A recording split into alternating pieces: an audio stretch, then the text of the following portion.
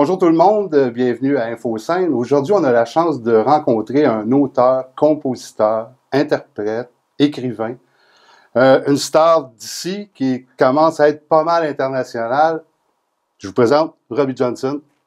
Salut Robbie. Salut Serge. Hey, ça va bien? Oui, ça va super bien. Merci de m'avoir en entrevue. Ben, en fait, le merci, c'est nous autres qui te le doit parce que c'est super le fun de te voir ici avec nous, dans nos studios, de nous donner du temps, venir nous rencontrer. Oui, mais on apprécie beaucoup. S'il n'y a pas des gens qui font ça pour moi, j'ai pas de carrière, j'ai pas de public, parce que c'est vous qui diffusez l'information partout, puis je l'apprécie énormément. Ah, mais c'est gentil, c'est gentil. Écoute, moi, j'aimerais ça te poser une première question, puis ça me chicote depuis que je te suis.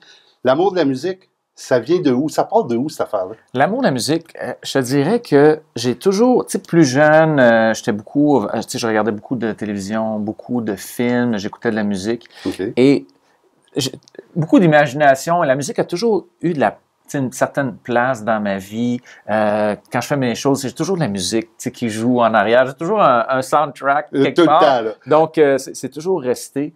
Puis, mais ça s'est confirmé, je te dirais, avec Zachary Richard.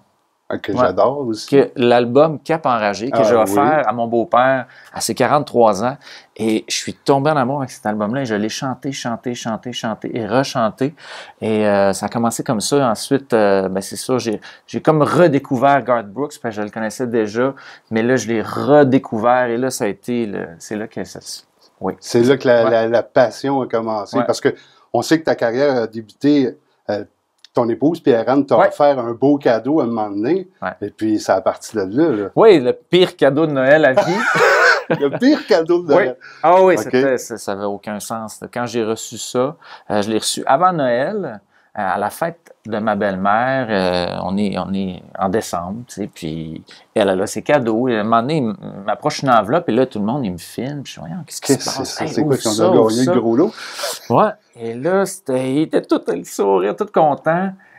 Et moi, j'ouvre ça, je suis comme, une session d'enregistrement en studio avec des musiciens d'Éric Lapointe, puis des affaires. Puis je dis, qu'est-ce que c'est ça?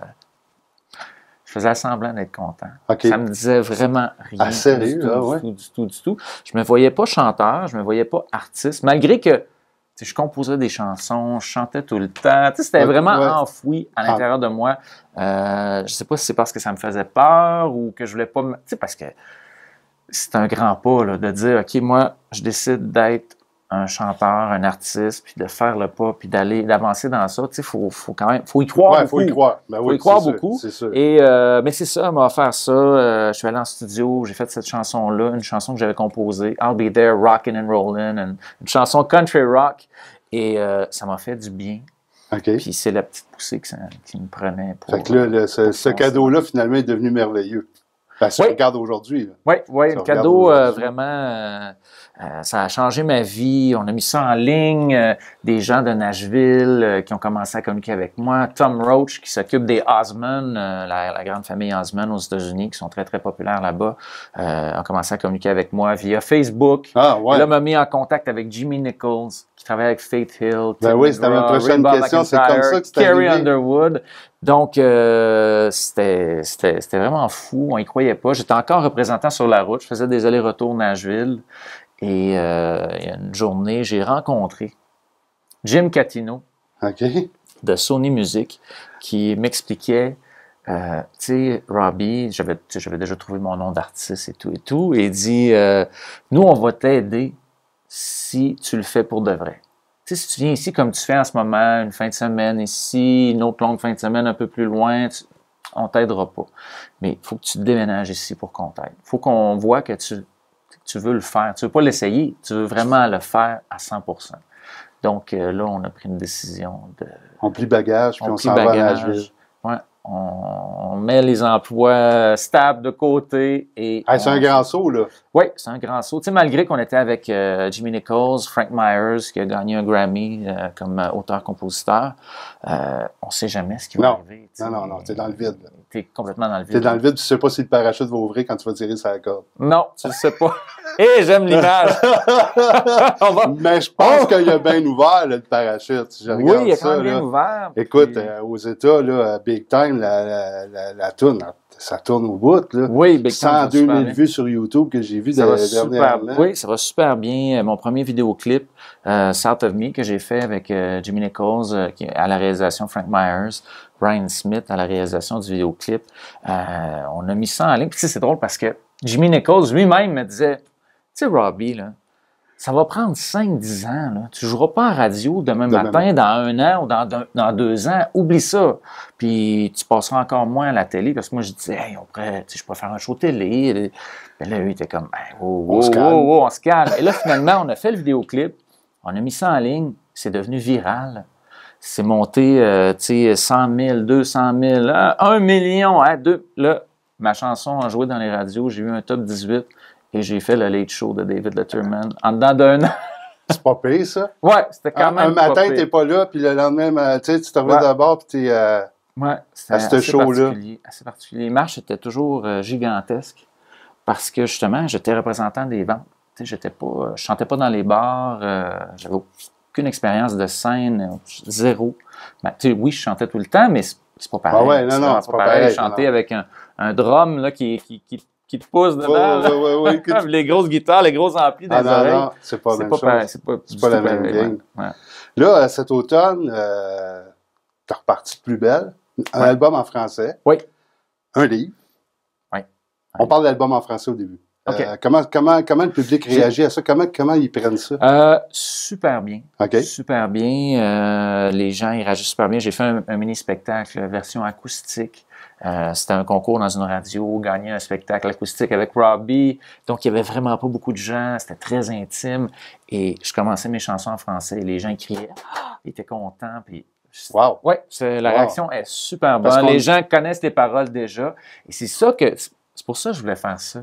Je voulais, tu sais, ce que je vis aux États-Unis quand je commence à chanter mes chansons et que je vois les gens qui chantent avec moi, qui comprennent tout le sens de la chanson, qui se mettent à rire quand dans la chanson, c'est drôle, tu sais, c'est vraiment quelque chose, on connecte vraiment avec le public. Je voulais vivre la même chose ici. Okay. Donc, c'est pour ça l'album en français. Aussi parce que je suis fier de ma langue, je ne l'ai jamais renié. Au contraire, je chante en anglais, même aux États-Unis, en français, même aux États-Unis. Okay. Oui, même aux États-Unis, j'ai adapté The Dance de Garth Brooks en français. Okay. Et c'est ça, je voulais vivre ça, cette connexion-là, et je l'ai vécu dans le mini-spectacle. Ça m'a confirmé que j'avais raison. Mais là, il va y avoir des spectacles en français, là, des gros shows, là. Avec les ça va être avec tout le kit. Ça va être je dirais que ça va être un mélange de mon matériel en anglais, mon matériel en français. Je fais toujours des spectacles pour que les gens aient du plaisir. OK, cool. Donc, ça ne sera pas... juste en français. Juste en français. Ben non, pas question qu'ils n'auront pas de plaisir s'il n'y a pas de chansons en anglais. Non, mais ils te connaissent dans les deux langues aussi. Oui, c'est ça. Les Québécois, ils suivent autant en anglais qu'en français. Ils ont des attentes. Ils veulent entendre Big Time, ils veulent entendre Don't Look Back, South of Me, ils veulent entendre mes succès aussi. Donc, ça va être un mélange des deux. C'est le fun. Puis le livre? Le livre, premièrement, comment ça se fait que tu as décidé d'écrire un livre? Mais il y a tellement, tu sais, je raconte mon histoire, les gens disent, ça n'a pas de sens ton histoire, les rebondissements. Faut que tu mettes ça par écrit. Faut que tu l'écrives, ton passé, tu aurais pu décider dans la vie de rien faire, d'avoir un petit emploi bien ordinaire, de jamais vouloir plus. Né pour un petit pain dans le fond. Ouais. Mais au contraire, je me suis servi de ça pour foncer, toute la résilience que j'ai acquise dans mon enfance. Là, je m'en sers aujourd'hui à Nashville pour percer là-bas, pour avancer. Et c'est ce qu'il me disait, et c'est pour ça que j'avais le goût de faire un livre. Puis aussi parce que un genre de rêve secret, c'est qu'il y ait un film qui aboutisse. Ah, ben oui, pourquoi pas? Une télésérie ou un film. Un film, pourquoi pas, avec Spielberg. Ça ferait de quoi de popper. Oui. Ça ferait de quoi de popper. Tu as fait le Salon du Livre en fin de semaine à Montréal. Oui. Ça a bien été, parce qu'il y a beaucoup de monde qui va au Salon du Livre. C'est incroyable. C'est drôle, mais je disais ça là-bas. Je pense que si j'avais déjà été au Salon du Livre de Montréal, j'aurais pas écrit de livre. Ah non? Il y en a tellement. Ah non, des auteurs. C'est incroyable la quantité de livres qu'il y a au Salon du Livre. Il y a tellement de choix, et à chaque fois que quelqu'un arrivait avec mon livre, ça me touchait parce qu'il y a tellement de choix. Tu as sorti au travers de tout ça. Pourquoi le mien? C'est comme, wow, merci beaucoup. Non, c'était une super belle expérience. J'ai vraiment aimé ça. Là, on parle que ta carrière, c'est pas mal international. Les États-Unis, la France. Oui. Là, parle-moi de Together. Oui, Together! Together.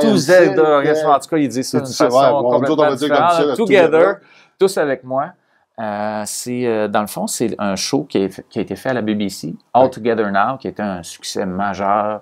C'est vraiment une compétition de chant, mais plus une compétition d'émotion. Okay. C'est pas tant le chant que, c'est le tout, dans le fond, ce que la personne dégage. Et on est sans jury. Ouais, c'est impressionnant. Ouais. Et le candidat se présente, il fait un petit texte et ensuite, il commence sa chanson. Et après 30-40 secondes, là, on peut appuyer sur le bouton, le buzzer, pour voter pour lui. Et en même temps, on se lève et on chante, on danse avec lui. Donc, il faut que le candidat nous donne le goût de se lever puis de triper avec lui. Donc, c'est vraiment ça le concept de l'émission. Et dépendamment de ton pointage sur 100, ben là, ça te donne ton classement. Et là, il y a des éliminations et tout ça. Mais comment t'as fait pour te ramasser là, comme jury? Ben moi, c'est drôle parce que, oui, comment c'est arrivé? Comment c'est arrivé? En fait, ce qui est drôle, c'est que quand j'ai commencé, après le Late Show, là, j'ai commencé à faire parler de moi un peu partout.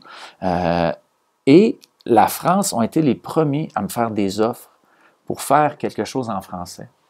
Pour faire un album en français, j'ai été approché par la France en premier parce que eux, ils ont découvert ça, ils ont dit « Hein, un cowboy de Nashville... » Qui vit au Québec. Un cousin? Non, de Nashville. Ah ouais, okay. Un cowboy de Nashville à Nashville, mais qui parle français. OK, les autres, eux, c'était exotique, ça les attirait.